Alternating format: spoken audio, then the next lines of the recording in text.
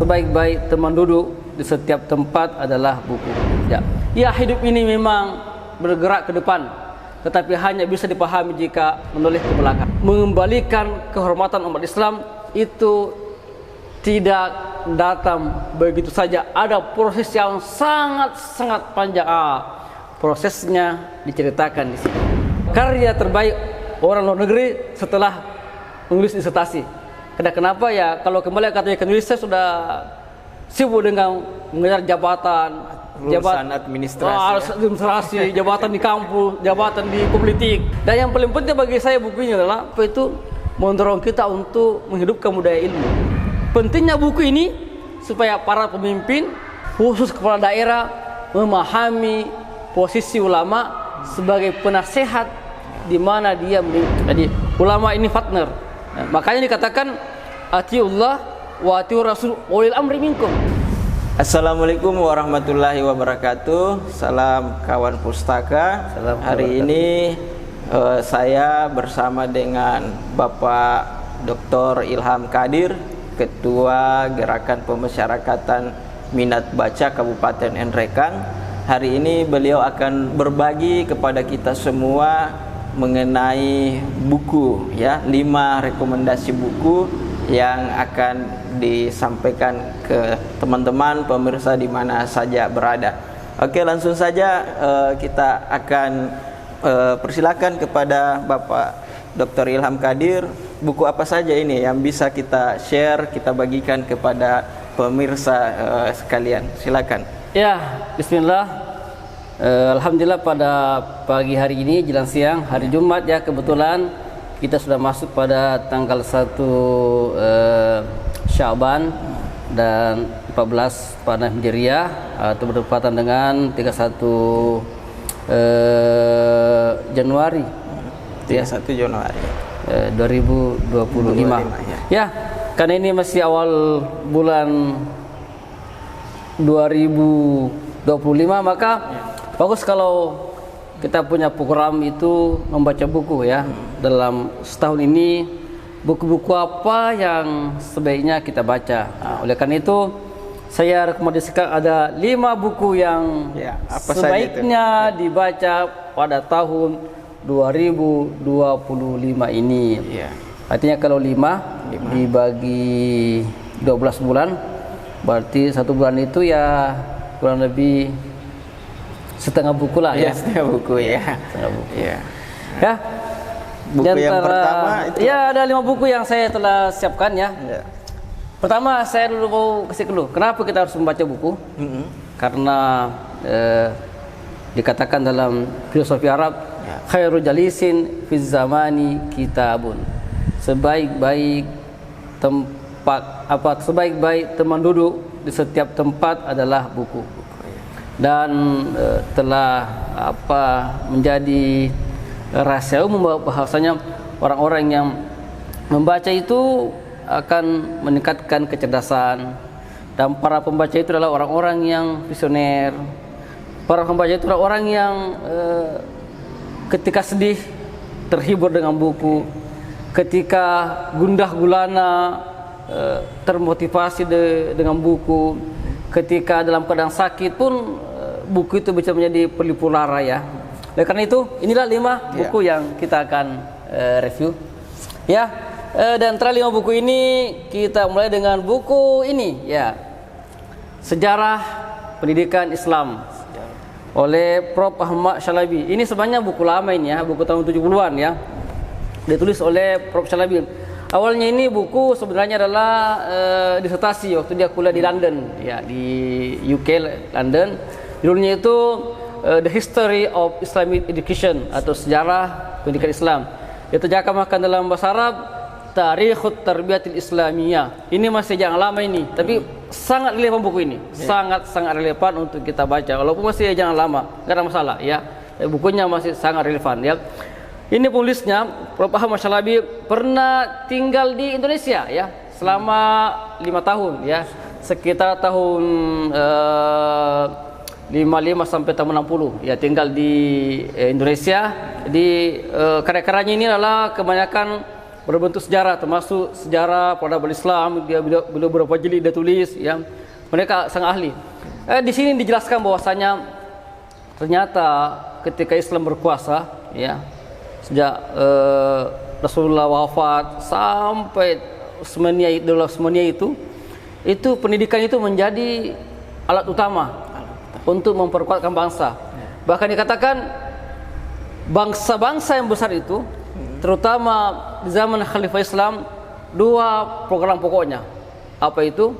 Untuk bangkit, bertahan, membangun peradaban, ada 2 kuncinya. Pertama adalah perkuat pendidikan kader ulama.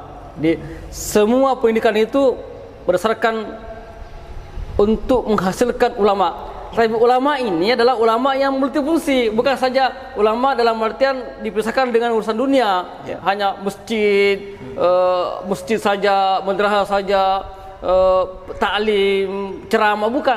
Ulama dalam artian lebih luas, menguasai sains, menguasai ilmu kimia, ilmu biologi, ilmu kedokteran. Dia juga seorang hafiz Quran, hafal hadis, paham ilmu-ilmu sejarah misalnya.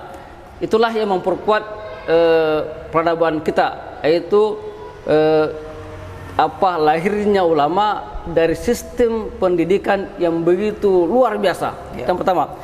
Yang kedua, memperkuat angkatan bersenjata.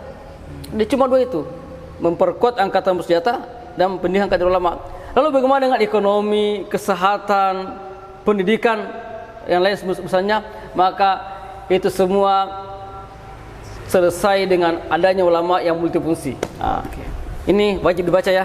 Kalau tidak salah di dalam buku ini juga Ustadz juga membahas tentang tempat pengajaran awal-awal dalam pendidikan Islam itu perpustakaan, ya. Ya, ada. Ya, ternyata, ya. Jadi pendidikan Islam ini kan sebenarnya komprehensif, ya. Jadi dia ada perpustakaannya, menghargai para penulis, kutab, zawiyah, bahkan di pasar. Bahkan rumah sakit sebenarnya itu dalam Islam itu di sini diceritakan, rumah sakit itu adalah tempat pendidikan kader ulama. Jadi belajar kedokteran, belajar juga hukum Islam. Betul. Termasuk juga perempuan. Siap. Perempuan juga itu enggak ada perbedaan perempuan dengan laki-laki. Perempuan juga diwajibkan belajar dengan kebiasaan mereka hadapi. Misalnya dia menjadi guru, wajib dia. Jadi perempuan itu tidak boleh dia harus belajar bagaimana mendidik anak, mengurus suami, mengurus rumah tangga, bergaul dengan baik dan seterusnya. Berarti jadi ilmu parentingnya juga, ya. Oh, ada lengkap di sini, ya. Oleh karena itu dibutuhkan ilmu ini. Ya. Buku selanjutnya Ustaz, ya, apa? Buku saya perlu buku ini. Ya, rekomendasi judulnya. Ini sebenarnya buku bahasa Arab, ya. Diterjemahkan jadi lebih kepada bagaimana sih Salahuddin Al-Ayyubi itu bisa mengalahkan mengalahkan pasukan salib itu. Makanya dikatakan sini di dalam buku ini, hakaza zahara jail Salahuddin wa hakaza adat al-Quds, oleh Majid Irsan Al-Kilani. Mirip dengan nama antum ini. Majid Irsan Al-Kilani. Jadi sebanyak ini relate ini. Oh ya, ada hubungannya. Ada hubungannya, makanya saya review ini. Apa hubungannya? Jadi kenapa dulu itu Islam bisa bangkit? Tadi saya katakan karena pendidikan kader ulamanya yang berhasil. Kemudian bala tentaranya yang dipimpin oleh para ulama. Inilah yang terjadi di sini. Tapi dalam buku ini lebih pada menyoroti filsafat, saya katakan filsafat, ya, filsafat politik Salahuddin Al-Ayyubi. Jadi bagaimana caranya? Jadi sebenarnya begini. Jadi munculnya generasi Salahuddin Al-Ayyubi yang bisa mengambil kembali tanah Palestina atau mengembalikan kejayaan umat Islam, atau dalam kurung mengembalikan kehormatan umat Islam, itu tidak datang begitu saja. Ada proses yang sangat panjang. Prosesnya diceritakan di sini. Apa itu? Ada 2 kunci ternyata. Jadi kemenangan perang salib itu Ya, ada kalah perang salib kedua ya, ketika Salahuddin menghabisi semua lawan-lawannya, mengusir mereka kembali ke Eropa. Ada dua tokoh kuncinya, yaitu Imam Al-Ghazali dan Abdul Qadir Al-Jilani. Banyak orang nggak tahu itu. Siapa itu? Apa hubungannya Imam Al-Ghazali dengan Abdul Qadir Al-Jilani? Jika itu perang salib itu, nama ini nyaris tak terdengar dalam peristiwa perang salib. Ternyata setelah melihat keadaan saat itu umat Islam, Imam Al-Ghazali mengatakan, apapun yang kita lakukan sekarang ini hampir mustahil untuk menang. Karena kenapa? Secara internal umat Islam sulit sekali untuk bisa menang. Perpecahan di mana-mana, kebodohan merajalela, sekularisasi, hedonisme, pemimpinnya hanya ingin senang-senang, di kepalanya itu hanya hiburan, seks dan semisalnya. Pokoknya nggak ada persatuan, terpecah belah. Karena itulah dia menulis kitab ini, Ihya Ulumuddin. Apa artinya? Ihya itu menghidupkan, Ulumuddin, ilmu-ilmu agama. Dalam kitab ini dijelaskan juga bahwasanya fasadul umaro bifasadil ulama.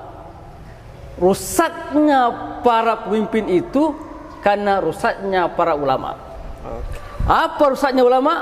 Hubbud dunya, cinta dunia yang berlebihan. Kalau ulamanya cinta dunia, pasti juga begitu umaranya. Kalau ulamanya cinta dunia, pasti juga begitu presidennya. Oleh karena itu, salah satu jalan terbaik untuk membangkitkan umat Islam, Ihya Ulumuddin, menghidupkan kembali ilmu agama. Menghidupkan dalam arti bukan saja diajarkan, tapi diamalkan sekaligus. Diamalkan oleh para pelajar, para kader ulama, para ulama, dan para pemimpin. Oleh karena itu lahirlah generasi Salahuddin Al-Ayyubi, ya. Karena orang-orangnya itu kemudian itu yang menjadi pasukannya itulah hasil didikan daripada Imam Al-Ghazali. Yang kedua adalah Syekh Abdul Qadir Al-Jilani. Seluruh orang-orang dekatnya Salahuddin Al-Ayyubi adalah semua orang-orang hasil didikan Abdul Qadir Al-Jilani yang merupakan anak yatim, anak dipungut dari korban kebiadaban perang salib. Orang tuanya mati, sama mirip sekarang lah di Palestina. Orang tuanya mati, diburu sama tentara salib. Diambil sama Abdul Qadir Jilani, dimasukkan di ribatnya, di madrasahnya, kemudian dididik dan menjadi pejuang. Buku ini wajib dibaca untuk mengetahui peta, blueprint, peta kebangkitan umat Islam. Sejarah memang selalu mengulangi dirinya. Yang berbeda hanya setting ruang dan waktu saja. Ya, hidup ini memang bergerak ke depan, tetapi hanya bisa dipahami jika menoleh ke belakang. Oleh karena itu, mobil butuh spion. Supaya kita tahu, oh, di belakang ada masalah. Itulah pentingnya membaca sejarah. Jadi, ini yang berikutnya kedua. Ini. Wah, ini buku. Sepertinya ini ulama dari Malaysia. Ini lebih tepatnya ulama intelektual. Ini penulis ini temannya almarhum Buya Syafi'i Ma'arif. Dan teman akrabnya Prof Amin Rais. Jadi dua nih teman yang paling akrab Indonesia. Semuanya orang Muhammadiyah. Itu apa? Itu Buya Syafi'i Ma'arif dan Prof Amin Rais. Dia ceritakan waktu di Chicago. Kan ini kan pemimpinnya kan Fazlur Rahman. Kita kenal Fazlur Rahman. Ini nih anak bimbingan kayaknya ini. Jadi ketika dia masa bimbingan sama Fazlur Rahman, dia ini belum bisa menulis. Belum terbiasa menulis. Apa katanya Syafi'i Ma'arif? Wan, kamu itu kalau bisa belajar juga menulis. Kita harus sering menulis itu, apalagi kita kan intelektual nanti ini. Dia ini di Chicago kan, sama-sama di Chicago. Maka dia mulai belajar menulis. Ternyata setelah kembali ke Indonesia, Prof Syafi'i Ma'arif dan Amin Rais kembali ke Indonesia, dia juga kembali ke Malaysia. Prof Wan ini mulai menulis buku-buku tebal-tebal yang luar biasa, yang sampai diterjemahkan sampai 23 bahasa. Kaget itu Buya Syafi'i bilang, luar biasa ini temannya ini bisa melahirkan karya yang spektakuler. Nah, ada kata-katanya yang sering saya kutip. Apa itu? Itu karya terbaik orang Indonesia adalah disertasi. Nah, tapi kalau karya terbaik orang luar negeri setelah menulis disertasi. Kenapa ya? Kalau kembali katanya ke Indonesia sudah sibuk dengan mengejar jabatan, urusan administrasi, jabatan di kampus, jabatan di politik. Jadi nggak bisa lagi berkarya dengan maksimal. Nah, beda dengan Malaysia, dia fokus berkarya, nah luar biasa. Satu bukunya ini. Buku ini saya lihat ada nggak banyak bab sih, ada sekitar 2-3 bab ya. Tapi ini sangat luar biasa karena kenapa? Ini buku menceritakan tentang budaya ilmu setiap bangsa yang maju. Budaya ilmu orang-orang Yunani di Athena, setiap peradaban ya. Budaya ilmu orang-orang India, orang-orang Cina, budaya ilmu di Nusantara, alam Melayu, budaya ilmu orang Islam. Di sini dikisahkan semua, dicatatkan semuanya. Perbedaan antara budaya ilmu orang-orang India dengan Cina itu bagus sekali. Cina itu ternyata dia nggak punya dasar filsafat. Dia lebih kepada ilmu terapan. Oh, yang praktis. Iya, praktis ya. Tapi India lain lagi. India itu semua ilmunya berbasis filsafat. Makanya dia banyak sekali filsafatnya. Iya. Banyak sekali bahasa filsafatnya, tapi sedikit sekali terapannya. Makanya kalau kita sastra India itu banyak sekali. Film-film dia kan begitu. Filmnya maksudnya sedikit sekali, tapi filmnya bisa sampai 5 jam, 4 jam. Karena kenapa? Memang dia berbasis filsafat. Banyak ungkapan-ungkapan yang filosofis. Iya, filosofis ya. Jadi itulah yang membedakan antara kebudayaan India dengan Cina. Jadi India itu adalah berbasis filsafat, Cina itu berbasis terapan. Juga budaya ilmu di Barat, ya. Bagaimana sih Barat bisa maju? Kenapa dia bisa maju? Dijelaskan di sini. Ya. Dan yang paling penting bagi saya buku ini adalah, ini buku ini sederhana sekali tapi luar biasa ya. Apa itu? Mendorong kita untuk menghidupkan budaya ilmu. Ternyata dalam Islam itu budaya ilmu itu menjadi bagian penting daripada agama. Dikatakan bahwasanya dalam Islam itu tidak ada ajaran manapun di muka bumi ini yang begitu keras perintahnya menuntut ilmu melebihi agama Islam. Ya. Ditandai dengan saya contoh, misalnya, tandanya, begitu kita lahir sudah dianjurkan, disunahkan untuk mengajarkan anak dengan mengucapkan azan di telinga kanan, kamar di telinga kiri. Jadi sudah diajarkan. Asyhadu an la ilaha illallah wa asyhadu anna Muhammadar Rasulullah. Allahu akbar, Allahu akbar, hayya 'alas shalah, hayya 'alal falah, dan seterusnya.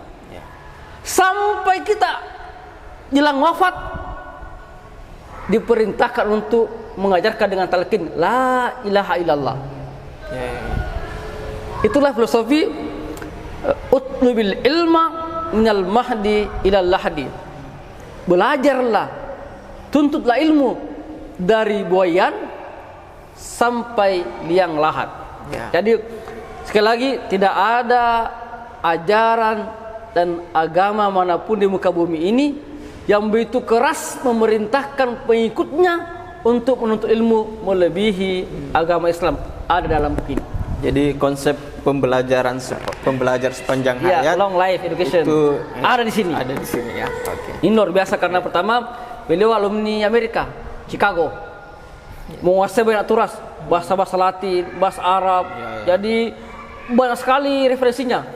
Dan memadukan antara peradaban barat dengan timur. Ada di sini nih. Teks tradisional dengan modern. Betul ya. Jadi dia masukkan kata-kata Plato, Aristoteles, Cicero, ada semua di sini. Ada semua di sini. Jadi tapi memang ini bisa di filsafat ya, Jadi dipadukan dengan Islam. Bagaimana sih Islam memandang pendidikan bagi perempuan? Bagaimana sih di zaman Yunani itu pendidikan bagi perempuan? Adakah pendidikan bagi perempuan zaman Yunani? Ada di sini nih. Bagaimana parenting atau pendidikan anak di masa kecil? Ada di sini nih. Nah, begitu. Ya. Makanya wajib dibaca ya tahun 2025 ini. Bikin program. wajib baca ini. Cuma ini baca bahasa Malaysia. Gak apa-apa lah, kurang lebih sama. Ya, insyaallah. Lanjut Ustaz, buku yang keempat lagi yang mana Ustaz? Buku yang ini buku yang keempat. Ini lebih kepada apa ya? Ya, setelah kita belajar filsafat ya. Ini kan filsafat ini. Ini sejarah dan seterusnya, maka kita harus baca ini buku ini. Apa ini? Ini kan lebih kepada ini sih, saya katakan memperkuat ibadah kita ya, dengan ilmu pengetahuan.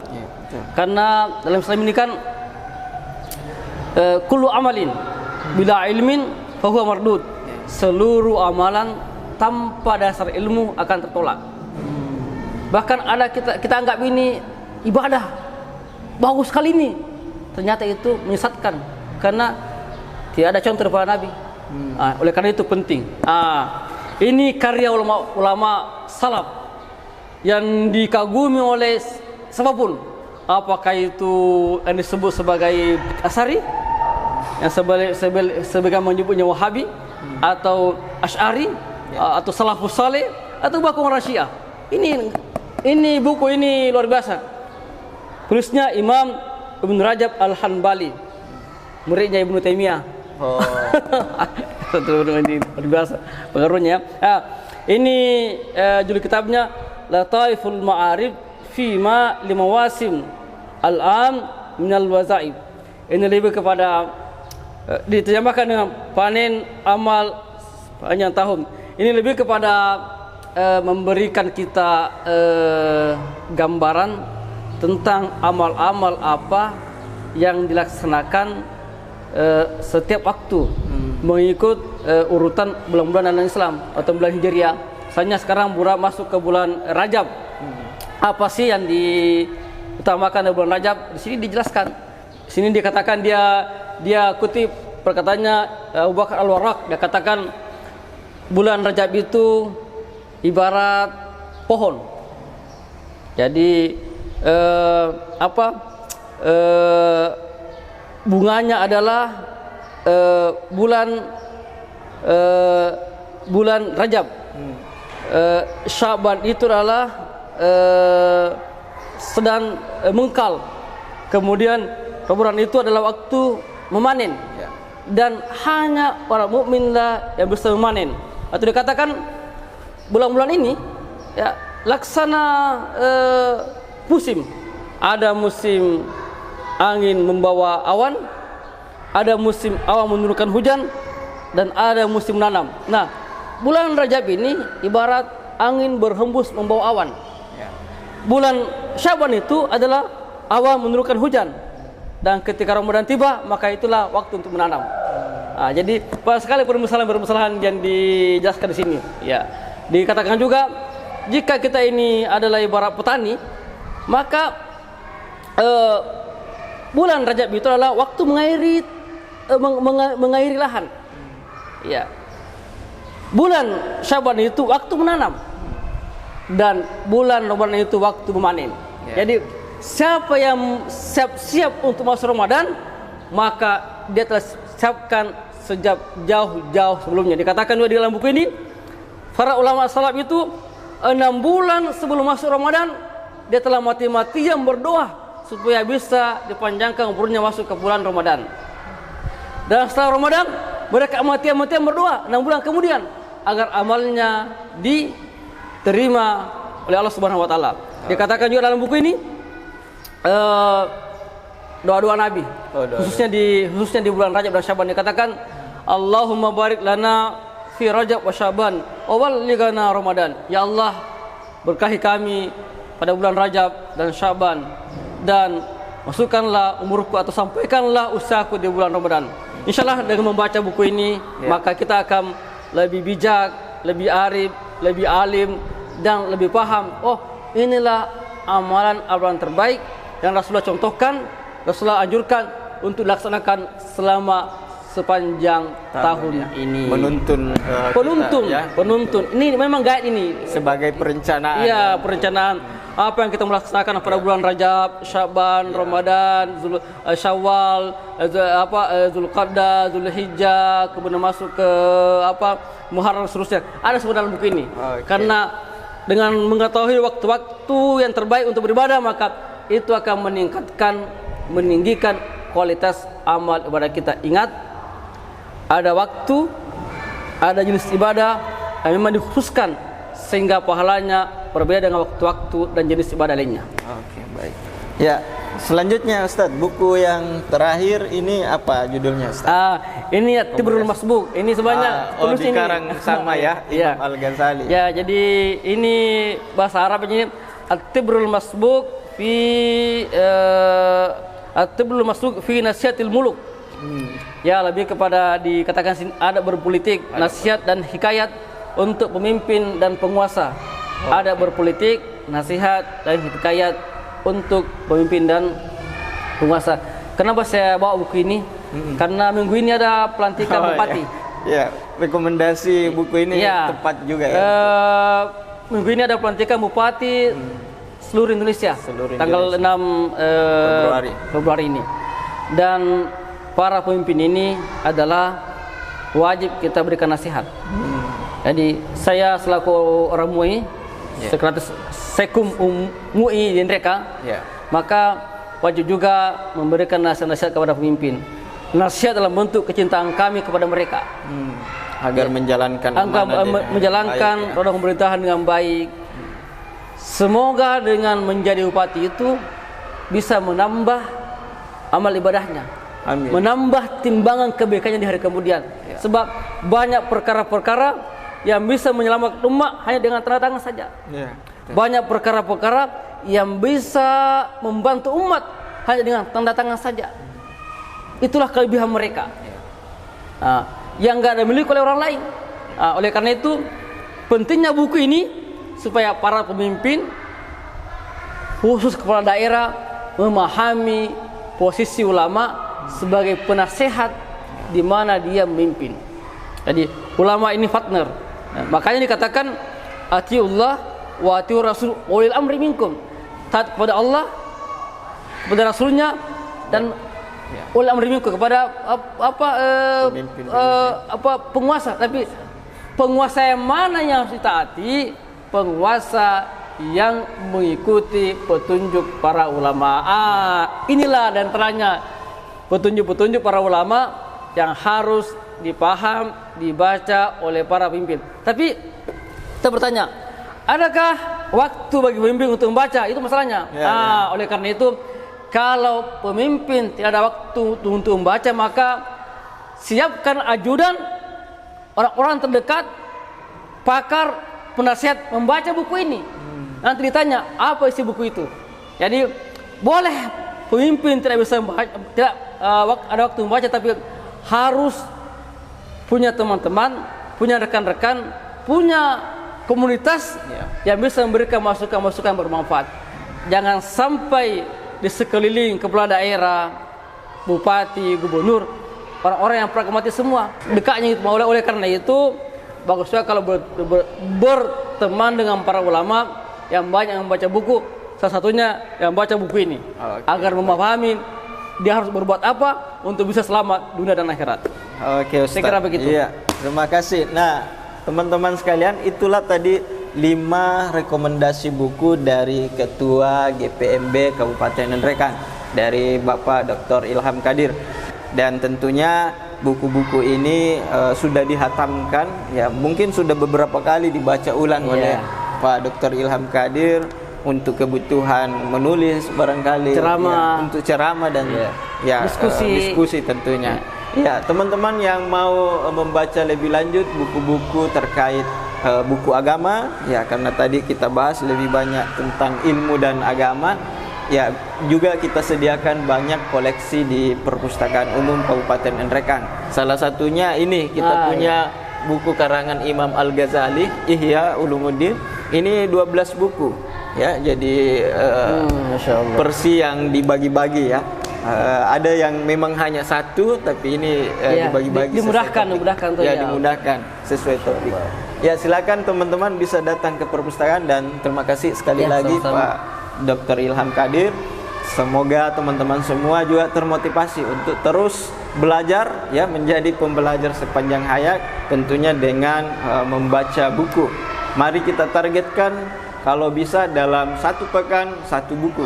Kalau tidak bisa ya tidak apa-apa, 1 bulan 1 buku. Yang penting kita mulai berusaha untuk membiasakan diri membaca dengan target-target yang kita akan baca seperti itu. Terima kasih teman-teman sudah menyaksikan. Mohon maaf jika ada hal yang kurang berkenan. Salam literasi. Assalamualaikum warahmatullahi wabarakatuh. Assalamualaikum warahmatullahi wabarakatuh. Terima kasih. Oke.